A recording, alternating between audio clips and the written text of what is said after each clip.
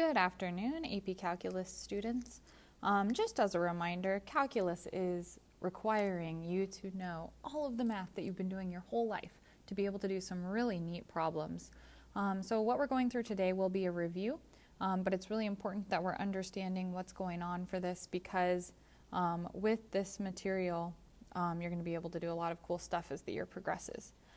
So first off, just to remind us of some vocabulary, a relation is a set of ordered pairs. And by ordered pairs, we mean like coordinate points. So we have our example here. We have 3, 2, -1, 5, 8, 7, 8, 9. Those are all examples of a relation. Those points have a relationship with each other. Y squared equals x is a relation because there are sets of ordered pairs on that graph. Y equals 2x plus 7 is also a relation because, again, that would be a function of a line, and a line is just a bunch of points altogether. A reminder, domain is the set of all the x values in a relation. And range is a set of all of the y values within the relation. The way that you can remember this, if you don't remember, is rangy y. It's kind of a dumb way to remind yourself that range is y. Function. A function is a relation where the domain has only one corresponding y value. So every x only has one corresponding y value. I remember this by reminding myself that when you have a relationship, it does not function when you date each other's x's. High school relationships don't work when you guys date each other's x's. It just makes it messy. So it's still a relationship, it's still a set of pairs, but it doesn't function when x's are shared. So we can only have one corresponding y value. So no duplicate x's. You can date as many people as you want, but don't date your friend's x. And that also means that the graph passes the vertical line test. And the vertical line test is just testing to see if we have any repeated x values, anyone dating each other's x's per se. So right here, we've got this. Is this a function? Well, let's see. This has 2 shared x's. The point at y has 2 values for x, so that would not be a function. What about this? There's nowhere that the x's are being repeated. Everywhere I draw my line, it only crosses once. So yes, this is a function.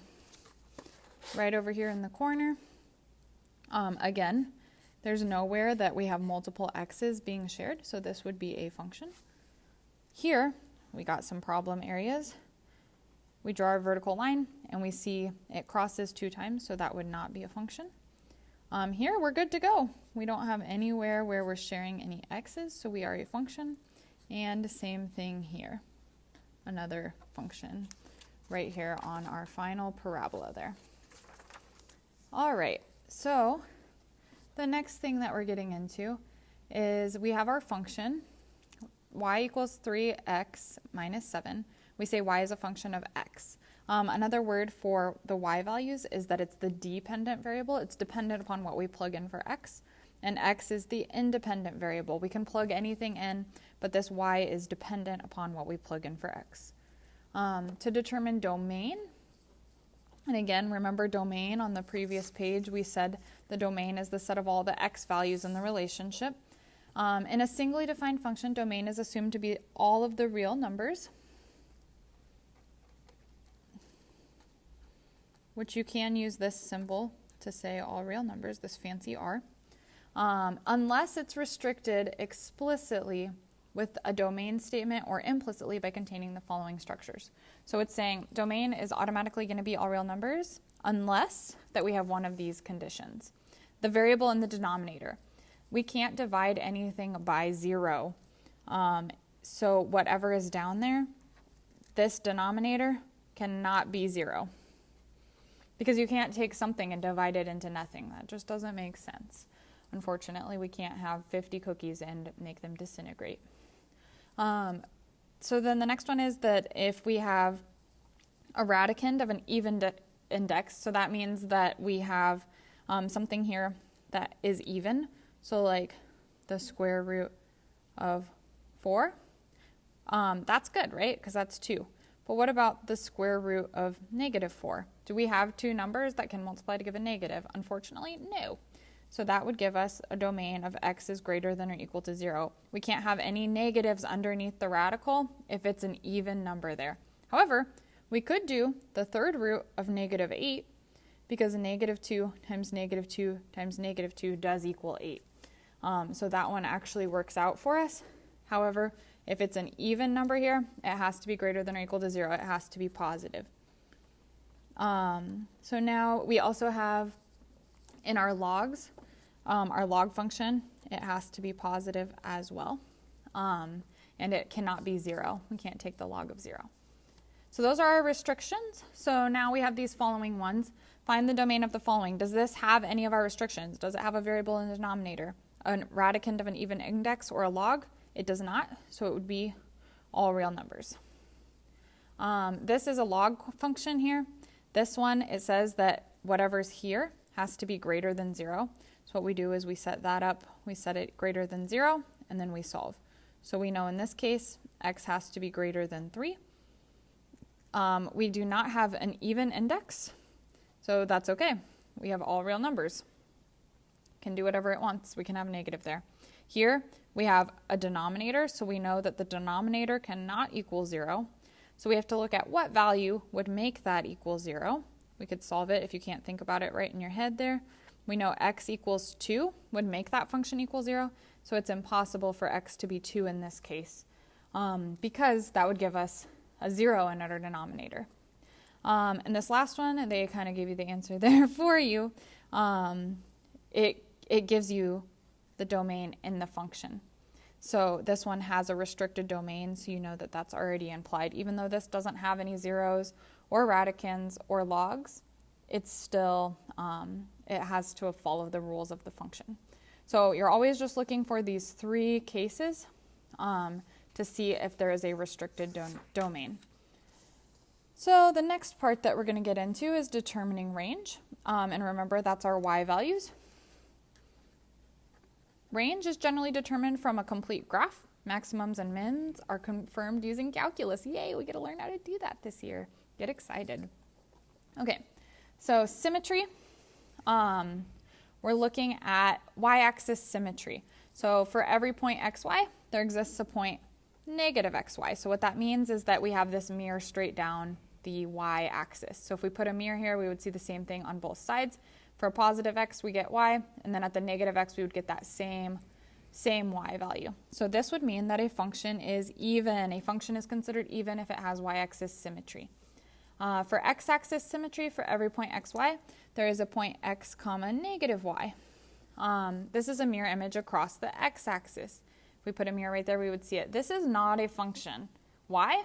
Because if we did the vertical line test, we would see that we have 2 x's shared here. And that's not okay for a function. It's a relationship, but it's a relation, but not a function. Origin symmetry. So remember, the origin is our point 0, 0. For each point x comma y, there exists a point negative x comma negative y. And this would give us an odd function. So we have odd, not a function, and then we also have even. So it could be odd, even, or neither. All right. I know this is a lot of notes today. We just got to get through this so that we can get into the good stuff going forward.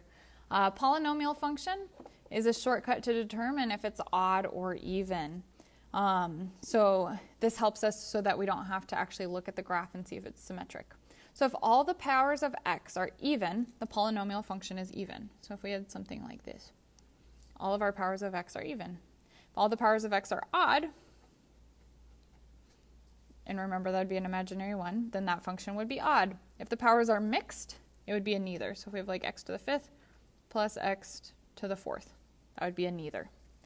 So for example, now we're going to do a couple examples here. So find the domain and range of y equals square root of negative x. We're going to go ahead and look at this guy. So we see that the domain, we know that under the radical, it can't be 0. So we're looking at already that this has to be greater than or equal to 0, because it can't be, or I'm sorry, it could be 0, it just can't be negative, because if we have a negative, then we can't have two negatives to make a positive. So we're looking at here, we have to solve, so we divide by -1, and we flip our sign. So we know x has to be less than or equal to 0. It has to be a negative number, because a negative and a negative would make a positive there. And now it just wants us to graph it. We know the square root of x graph kind of goes out like this. So if it's the square root of -x, it's going to go the other way. That's something that you could pull up your calculator for if you were stuck. And so therefore our domain is going to be from 0 to infinity, or x is greater than or equal to infinity, or x is less than or equal to 0.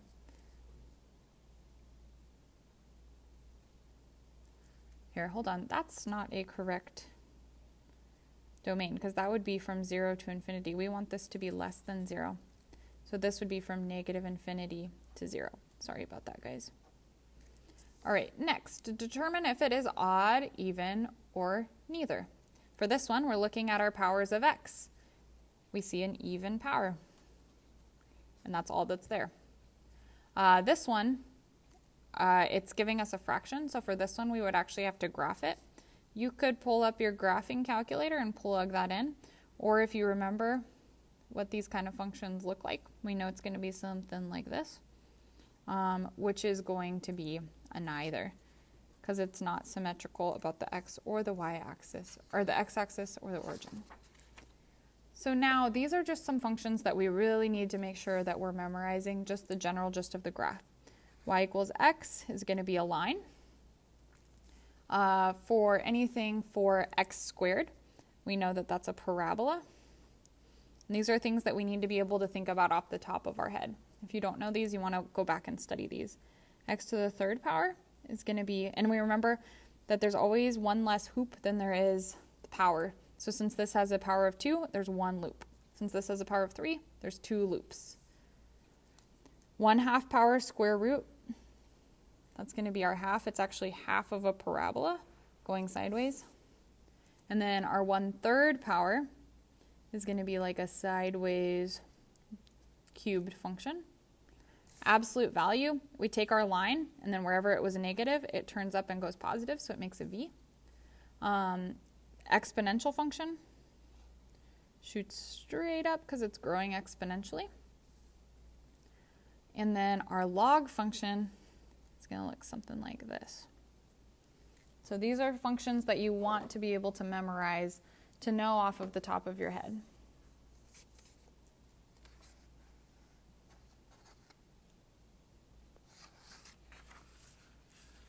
And so we're going to just go ahead and skip past this, because this we don't need to do right now. But I do want to get into the basic transformations. The basic transformations, these are just the rules for what our functions do. If we're adding a number to the end of a function, we know we're going up by c, or whatever number that is that you're adding there. If we're subtracting, we're going down. It's just shifting the whole function down. Right here, if we're adding, this is the trickster, it's in those parentheses, so this one goes the opposite of what you think it is. This one actually goes left, it stays with the x and it goes left.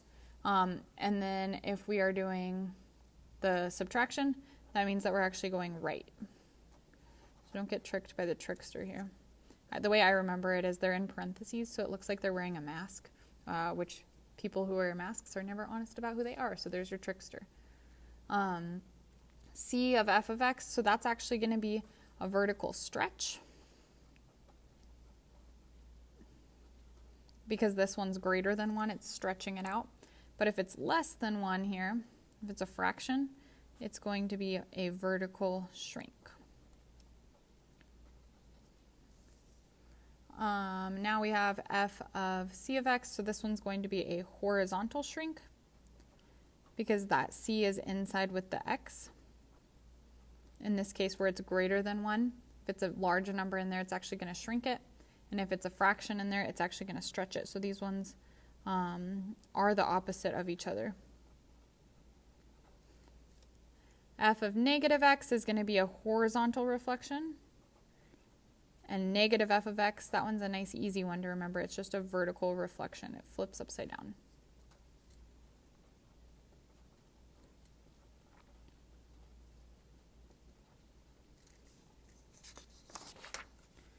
All right. So I want to see if you can figure out, using those rules, can you fill this one in before you turn your notes in? Think about what rules we have here, what kind of function we have. If it's squared, you can go back to your functions and see what a normal squared function looks like. And then think about which way it's going to shift. Up, down, left, right. And you do want to solve it for y first, so I'll help you out there. We'll add the 1 to the other side.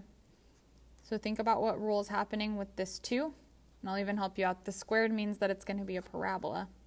So now just think about which way is it moving. Up, down, left, right, up, down, left, right, and then just graph it there. And you're going to list out how it shifted. All right, thanks so much, guys.